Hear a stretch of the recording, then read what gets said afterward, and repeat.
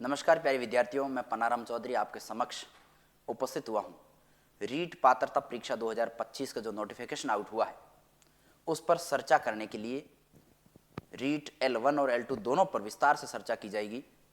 चर्चा इस विषय पर होगी कि परीक्षा कब होने की संभावना है, परीक्षा फॉर्म कब से भरे जाएंगे और इसके साथ में क्या रणनीति होनी चाहिए। L1 और L2 विद्यार्थी फिलहाल जो एग्ज़ाम की डेट नज़दीक है, जो 27 फरवरी तय की गई है, उसमें अपने को क्या पढ़ना है, इस सीमित समय के अंदर अपनी तैयारी को बेहतर कैसे बना सकते हैं, और विशेष रूप से वो स्टूडेंट जो फर्स्ट ईयर में हैं, चाहे बीएड फर्स्ट ईयर में, चाहे बीएसटी फर्स्ट ईयर में हैं, उन विद्यार्थियों के लिए विशेष सेशन होगा। इसलिए क्योंकि उनको फिलहाल कुछ दिन पहले ही ये सूचना मिली है कि आप भी इस परीक्षा में अपीयर हो सकते हैं और न केवल आप एग्ज़ाम दे सकते हैं बल्कि इस एग्ज़ाम को क्वालिफाई करने के बाद आपकी जो वैलिडिटी है, मान्यता है, वो भी आपको मिल जाएगी। यानी आगे जो भी वैकेंसी आएगी आपको प्री एग्ज़ाम की, जो रीट का प्री एग्ज़ाम जब भी आगे होगा तो उसका आपको इंतज़ार नहीं करना पड़ेगा, आप सीधे इस प्री को पास करने के बाद मेंस की तैयारी कर सकते हैं। तो थंबनेल आपको दिखाई दे रहा है, रीट पात्रता 2025 नोटिफिकेशन जारी हो चुका है। परीक्षा तिथि के बारे में, सिलेबस के बारे में, रणनीति के बारे में और A to Z संपूर्ण जानकारी प्राप्त की जाएगी। चलते हैं अपन एक एक यूनिट की तरफ। क्या है मामला, थोड़ा सा इधर देखिएगा। समय आज थोड़ा सा ज़्यादा लेंगे लेकिन बढ़िया अच्छे से उस पढ़ेंगे।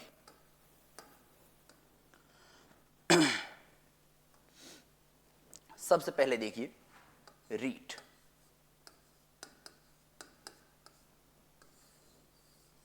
रीट को अपन दो सेशन में विभाजित करते हैं, एक तो L1 वाले विद्यार्थी और एक L2 वाले विद्यार्थी। दोनों के लिए अलग अलग सिलेबस है, उसके बारे में चर्चा करेंगे। पहले इधर देखिएगा, L1 के जो विद्यार्थी है, L1 विद्यार्थी, थोड़ी सी बेसिक जानकारी मैं दे दूं, किसी को जानकारी हो या नहीं हो, जो क्लास 1 से 5 तक के अध्यापक होते हैं और जिन्होंने BSTC कर रखी है वो इसमें फॉर्म भर सकते हैं। नंबर 1। L2 में जिन्होंने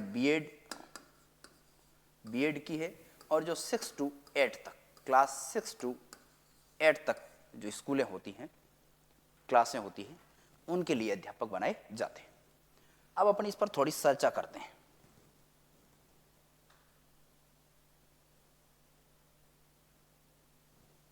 देखिएगा,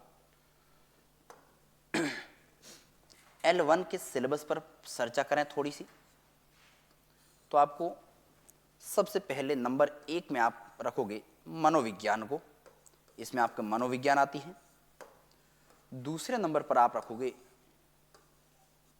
भाषा को। तीसरे नंबर पर आप रखोगे गणित को और चौथा स्थान रखोगे आप पर्यावरण का। अब यहां पर देखिएगा, महत्वपूर्ण बात क्या है। जो मनोविज्ञान है वो आपके 30 प्रश्न आते हैं। पहली बात, भाषा, 2 भाषा आपको चयन करनी होगी। प्रथम भाषा कौन सी लें और दूसरी भाषा कौन सी लें, इस पर भी विद्यार्थियों में एक द्वंद्व की स्थिति, कॉन्फ्लिक्ट हमेशा बना रहता है। तो जो विद्यार्थी हिंदी में पारंगत है या जिनको हिंदी व्याकरण अच्छी लगती है, वो प्रथम सब्जेक्ट के रूप में हिंदी का चयन करें, पहली भाषा के रूप में। एक, जिन विद्यार्थियों को लगता है कि हिंदी हमें अच्छी आती है और संस्कृत भी अच्छी आती है, तो आप हिंदी की जगह संस्कृत भी पहली भाषा ले सकते हैं। लेकिन अमूमन विद्यार्थी बहुत कम ऐसा करते हैं कि पहली संस्कृत भाषा लें, क्योंकि सेकंड भाषा आप जो भी लोगे उनमें थोड़ा सा साहित्य का पोषण आता है, व्याकरण कम आती है। तो मेरा ये मानना है कि आप सबसे पहले पहली भाषा के रूप में हिंदी का चयन करें और दूसरी जो भाषा है उसमें आप इंग्लिश ले सकते हैं, संस्कृत ले सकते हैं, उर्दू ले सकते हैं, सिंधी ले सकते हैं, पंजाबी, जो भी भाषा आपको, आप जिस भी क्षेत्र से जो भी भाषा अच्छी आती है आपको, वो लेनी है। लेकिन अमूमन जो हिंदी विद्यार्थी है वो हिंदी सब्जेक्ट लेते हैं प्रथम है, दूसरे में या तो लेते हैं संस्कृत या फिर लेते हैं इंग्लिश। जो भी विषय आप लें, 30-30 सवाल आप दोनों के होंगे। यहां पर भी आपको 30 सवाल करने हैं और यहां पर भी आपके 30 सवाल होंगे। 90 सवाल का पोर्शन इतना। भाषा का बहुत इंपॉर्टेंट रोल है। उसके बाद में आ जाते हैं यहाँ पर मैथमेटिक्स, गणित के भी 30 प्रश्न आते हैं और 30 प्रश्न आते हैं पर्यावरण के। इस प्रकार टोटल मिलाकर जो बनते हैं वो बनते हैं 150 सवाल। यहाँ पर ध्यान दीजिएगा 150, ये आपको थोड़ी सी ध्यान रखनी है इसका। अब इसमें क्या बात विशेष है, मनोविज्ञान के 30 नंबर आप कर लोगे। भाषा है, इसमें हिंदी, संस्कृत, इंग्लिश तीनों में से एक भाषा का अधिकांश विद्यार्थी चयन करते हैं, तो ये भी है। मैथमेटिक्स और पर्यावरण, अब इसमें पढ़ना कहाँ से है और क्या पढ़ना उसको ध्यान दीजिएगा। यदि जो पुराने विद्यार्थी है, किसी ने पहले से तैयारी कर रखी किसी भी कॉम्पिटिशन एग्जाम की, तो आप मनोविज्ञान जहाँ से भी पहले आपने पढ़ा है वहाँ से पढ़ लीजिएगा। वरना मनोविज्ञान थोड़ा नया सब्जेक्ट भी है, क्योंकि जब स्कूल लेवल पर पढ़े उस समय था नहीं। स्कूल के बाद में जैसे ही बीएसटीसी दी और बीएसटीसी एग्जाम क्लियर हो गया तो सीधी बीएसटीसी करने चले गए, तो मनोविज्ञान से पाला नहीं पड़ा, मुझे सब जानकारी है इस बात की। तो मनोविज्ञान में जहाँ से भी आपने कोचिंग वगैरह ली है, जिन भी सर से आपने पढ़ा है, उन पर पूर्ण विश्वास रखना है और आपको अच्छे से जिन्होंने भी जो पढ़ाया है उनको पढ़ना है। यदि और भी आपको समझ में नहीं आए कि मैं कहीं से कोई कोचिंग वगैरह मैंने नहीं ली, सेल्फ पढ़ना चाहता हूँ, तो मेरी एक सलाह यह है कि सिखवाल की सरल लैंग्वेज है, सरल भाषा में किताब आती है, अच्छी किताब है, सरल भाषा में आती है, उसको आप अच्छे से पढ़ लीजिएगा। आपके अंतिम समय में ये कारगर साबित होगी, 20+ प्रश्न आपके करवा देगी। फिर बात आती भाषा की, हिंदी और संस्कृत, इंग्लिश, इनका स्टैंडर्ड आपके क्लास 8वीं तक रहेगा। हिंदी में आप बहुत बेसिक जानकारी रखनी है आपको, सामान्य जानकारी। क्लास 9 से जो 12th वाली हिंदी व्याकरण की किताब है वो आपके लिए नहीं, बहुत सारे एग्जामों के लिए रामबाण की तरह है। विद्यार्थी इधर उधर भले ही भटके, किसी भी लेखक की किताब लाए, किसी कोचिंग संस्थान की किताब लाए, लेकिन 9 से 12 तक जो सरकार की किताब है, जो बोर्ड की किताब है और बोर्ड ही एग्जाम करवाने जा रहा है, तो बोर्ड की किताब में से ही प्रश्न आएंगे। तो आप उस 9 से 12 वाली किताब को एक नहीं 20 बार पढ़ें और उसमें एक प्रण ले लें कि मेरा इसमें से एक भी प्रश्न व्याकरण का गलत नहीं होना चाहिए। फिर बात रही संस्कृत और अंग्रेजी की। संस्कृत और अंग्रेजी में जो टॉपिक है वो आप 6ठी, 7वीं, 8वीं तक किताबों में, पासबुकों में, गाइड में, जहाँ कहीं भी मिलते हैं उनसे सॉल्व कर लीजिएगा। हालांकि मुझे पता है कि संस्कृत और अंग्रेजी सब्जेक्ट आपने जरूर कोचिंग की होगी या ऑनलाइन कोर्स कहीं से भी लिया होगा, वरना इतने आप सारे सब्जेक्ट क्लियर नहीं कर पाए हैं। तो जहाँ से भी आपने लिया है, जिन्होंने गुरुजी ने आपको पढ़ाया है, उस पर अच्छा खासा विश्वास करें और विश्वास करके उसको पढ़ें, वो आपका नैया पार अच्छी तरह से करवा देगी। ध्यान रहे, ये पात्रता परीक्षा है, इसमें नेगेटिव मार्किंग नहीं होगी, इस भ्रम में आप न रहें आपको। उसके बाद में मैथमेटिक्स का हालांकि दायरा बहुत सीमित है और बहुत सरल सवाल आते हैं। 3री, 4थी और 5वीं क्लास की जो किताबें हैं, पिछले सवाल मैं विश्लेषण कर रहा था तो सारे सवाल वहीं से उठे हैं।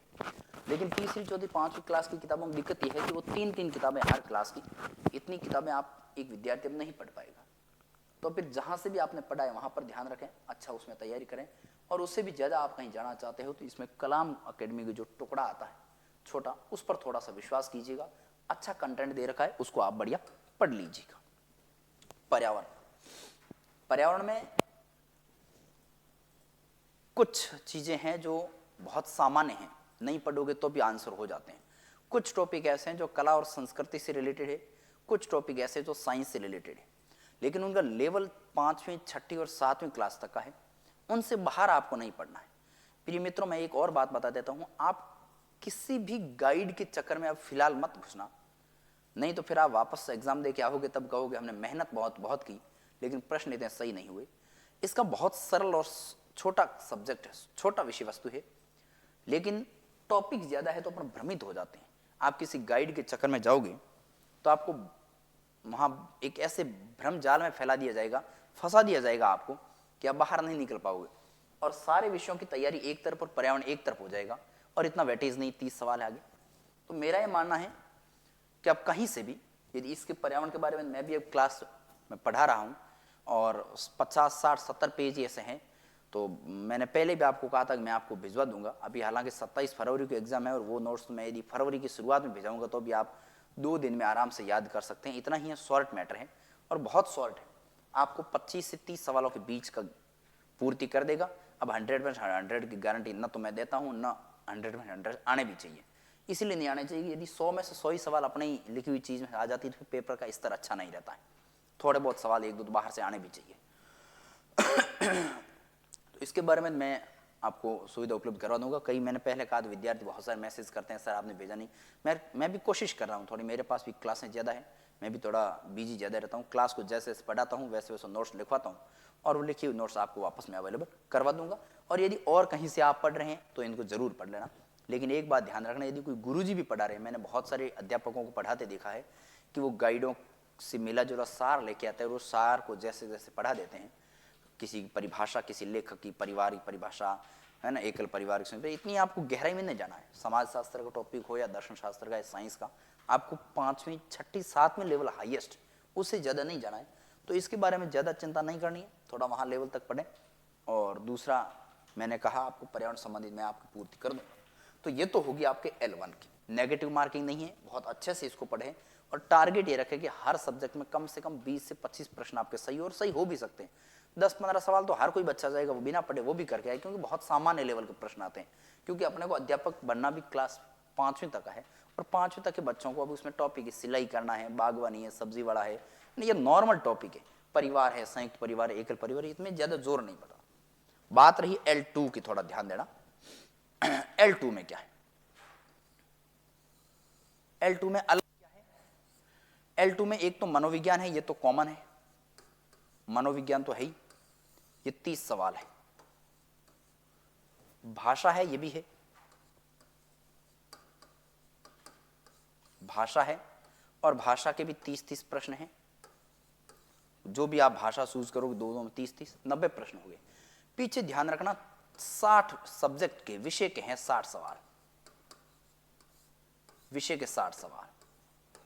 अब विषय 3 हो सकते हैं, या तो साइंस या आर्ट्स या कॉमर्स। अब जो साइंस के स्टूडेंट हैं उनके लिए तो 30 सवाल, 30-30 सवाल आएंगे मैथमेटिक्स, और 30 सवाल आएंगे बायोलॉजी से रिलेटेड।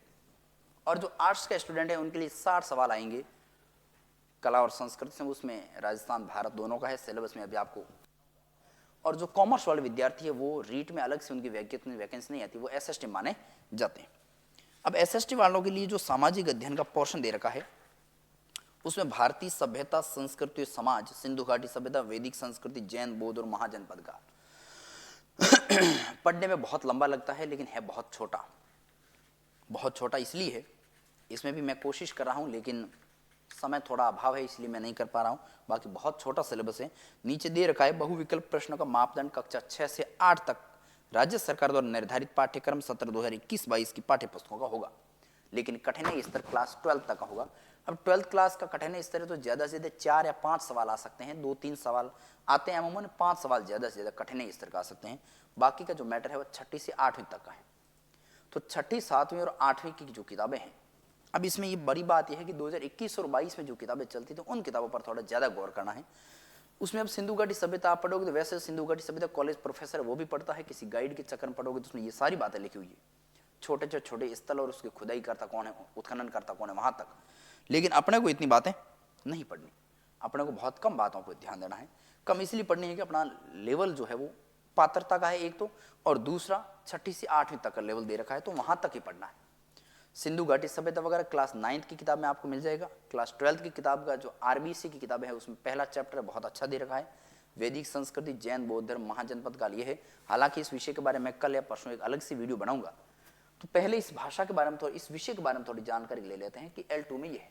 तो 60 जो सवाल है बहुत महत्वपूर्ण है, इधर वाले तो है ही, 60 प्रश्न महत्वपूर्ण है। लेकिन कई बार मैं स्टूडेंट्स को देखता हूँ कि 60 सवालों के चक्कर में पीछे वाला सारा मैटर छोड़ देते हैं और केवल इस 60 प्रश्नों के पीछे भागते हैं। गलत है। 90 सवाल इधर भी तो है ना, ये आसान भी है और छोटा सिलेबस है, उधर सिलेबस थोड़ा लंबा है। हालांकि GK है तो याद रखना है ही, लेकिन आपको ओवरऑल सब विषयों के बारे में थोड़ी थोड़ी जानकारी प्राप्त करनी, एक भी बात पीछे छूटनी नहीं चाहिए। बड़ी बात तो ये तो होगी अपने इसके बारे में। और देखिएगा ये इस रीट विषय के बारे में छोटी सी बात अपने हुई। अब इसकी रणनीति क्या है, इसकी रणनीति थोड़ा सा देखिएगा।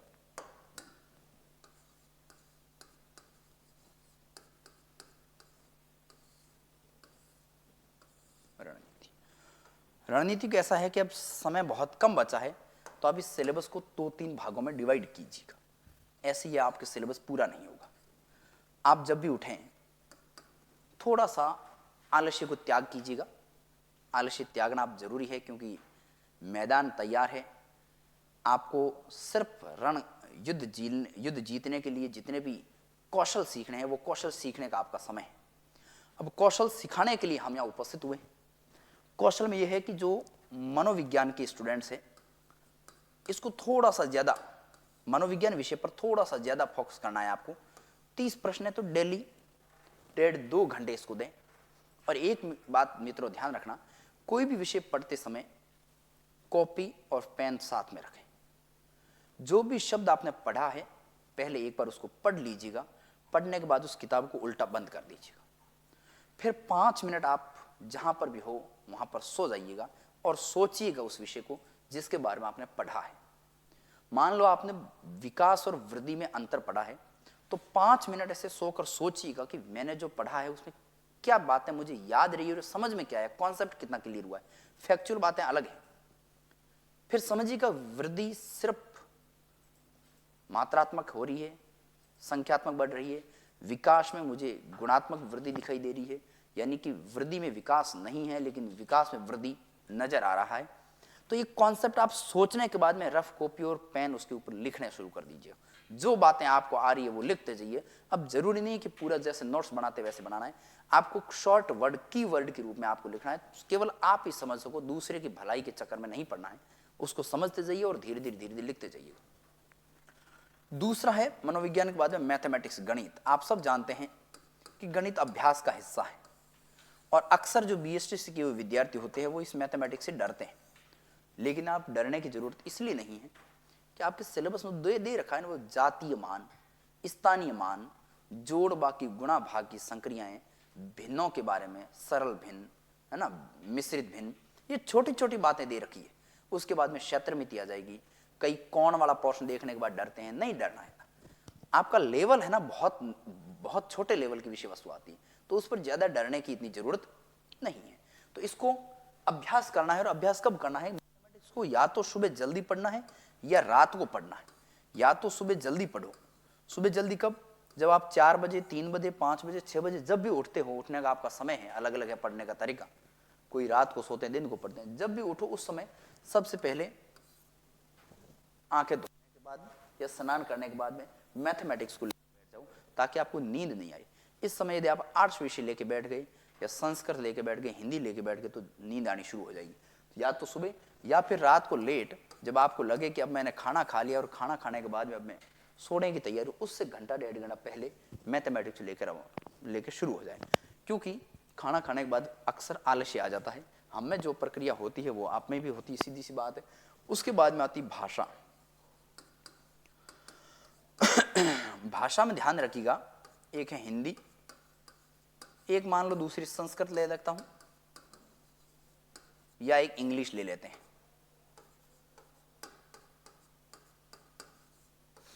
हिंदी जो है, हिंदी के कुछ शब्द या कुछ टॉपिक जैसे पर्यायवाची है, युग्म शब्द है, विलोम शब्द है, अनेकार्थ शब्द है, इनका आप 9वीं से जो 12वीं क्लास की किताब है उसको देखिएगा और वहां से जो सरल है, बहुत सरल जो आपको आते हैं उसको याद रखने की, लिखने की जरूरत नहीं। जो नहीं आते हैं और टफ है उसको एक अलग पेज में लिखिएगा और पेज में लिखने के बाद में एक पेज जहां आप बैठते हैं वहां पर चिपका दीजिएगा और एक पेज उसकी कॉपी करके अपने जेब में रखिएगा। जब भी किसी दोस्त के साथ आप बाहर चाय पीने जाते हैं या कहीं जाते हैं तो दोस्त के साथ उस शब्दों के बारे में डिस्कशन कीजिएगा। मुझे पता है कि आपको कई लोगों को शर्म भी आ सकती है, यार चाय पीने जा रहे हैं वहाँ पढ़ाई की बात करेंगे, दोस्त आपको मिलेंगे वो भी ये कहेंगे यार क्या बार बार पूरे दिन पढ़ाई के बारे में सोच रहा है। लेकिन ये आपके भविष्य का सवाल है। लोगों का काम है आपको मिसगाइड करना, आपकी जो बातें हैं उनका अनादर करना। लेकिन अपना रास्ता क्या है, अपने को खुद का अपना रास्ता देखना है, उसको देखना, उसको बता देना है। कोई बात नहीं, लेकिन तेरे को उत्तर आता नहीं, मैं तेरे साथ डिस्कशन करना चाहता हूँ। आपसे वो नहीं करे तो भी जबरदस्ती उसके साथ करना, नहीं इसका उत्तर बता, तू मेरे को पूछ, मैं तेरे को पूछूं, ऐसी एक मतलब बच्चे की तरह मन बहलाने वाली बातें करनी है। और हिंदी में अक्सर संधि और समास दो अलग टॉपिक करने के बाद में ये जो बाकी वाले पोर्शन है सारे याद करने वाले हैं, इनको बढ़िया से याद कर लेना है।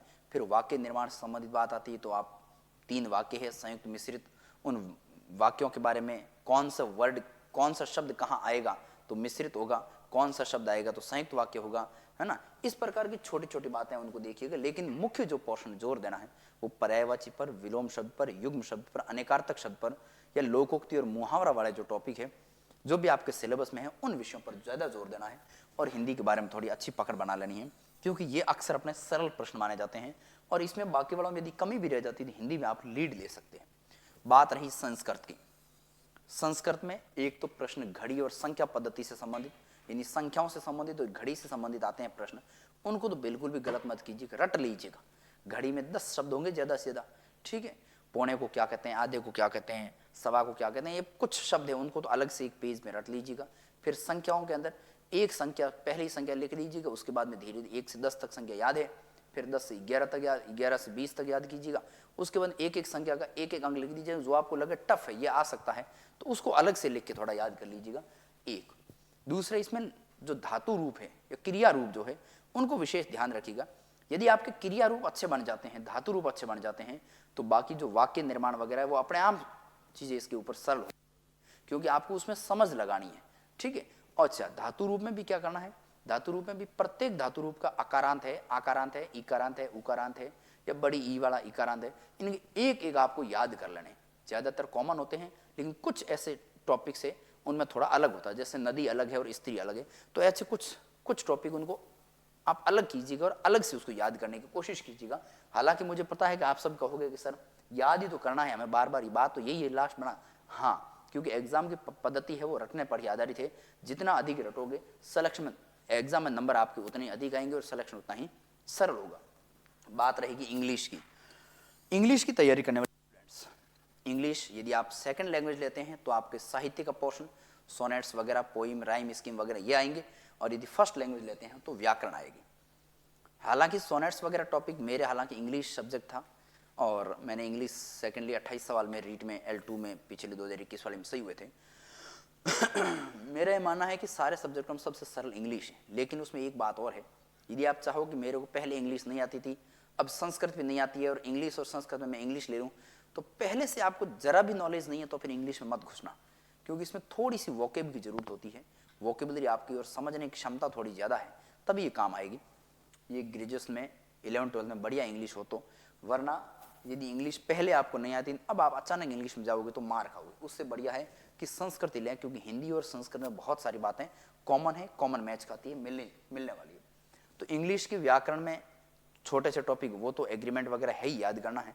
उसके अलावा सोनेट्स वगैरह है, उसमें शेक्सपियर वगैरह, इनका थोड़ा सा ध्यान जरूर रखना, क्योंकि प्रश्न उनमें से फिक्स है। और राइम स्कीम निकालने की कला, क्योंकि जिनके भी इंग्लिश सब्जेक्ट उन्होंने कुछ जरूर पढ़ा होगा या किन्हीं जो गुरुजन है उनके मार्गदर्शन में ये इसका अध्यापन किया है या कोई कोचिंग से भी अध्ययन किया है, तो इस विषय का तो आप थोड़ा अलग से विशेष ध्यान रखिएगा। इंग्लिश जिनके भी है, बहुत कम लोग होंगे जिनकी इंग्लिश विषय ली हुई है। ये रणनीति के बारे में है थोड़ी L1 वालों के लिए। L2 वालों के लिए मैंने कहा कल अलग से मैं वीडियो बनाऊंगा, कौन सा सोर्स कहाँ से पढ़ना है, क्या करना है उसके बारे में। और इसके अलावा कोई प्रश्न आपके बचता नहीं है, आपको ध्यान होना चाहिए 27 फरवरी को आपका एग्जाम है, 27 फरवरी।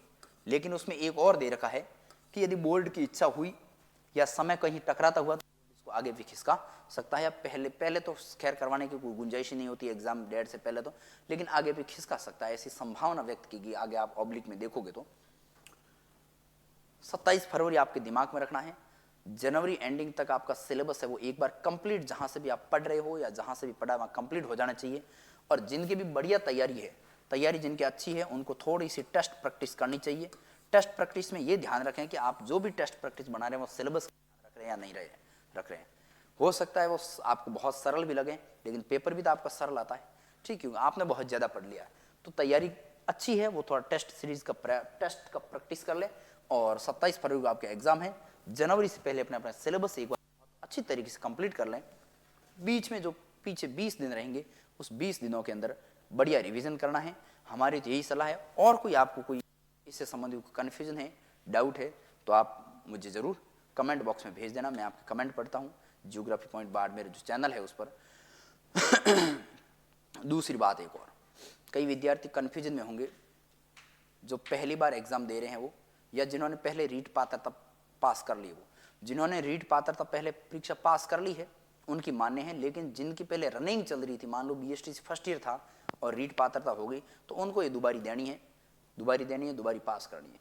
अच्छा, जो इस साल फर्स्ट ईयर में है उनको ये देनी है, और आप यदि इसमें क्वालिफाई हो जाते हो तो अगली जो प्री होगी उसमें आपको देने की आवश्यकता नहीं है। ये सरकारी तरफ से वैलिड किया गया आपको कि आप ये प्री पास करने के बाद में सीधे मेंस की तैयारी करना है। इस मेंस में आप एलिजिबल हो जाओगे तो ये दे सकते हो, वरना अगले वाली जो मेंस है उसके लिए भी एलिजिबल हो जाओगे। आपको अगली प्री की वेट, प्री एग्जाम होगा उसकी वेट करने की जरूरत नहीं है। ये मूलभूत बात थी। तो ये सारी बातें आपको समझ में आई होगी। और भी कोई सूचना आपके लिए, आपको ऐसा लगे कि हम कन्फ्यूजन में और जरूरी है, तो आप जरूर भेजिएगा। नमस्कार।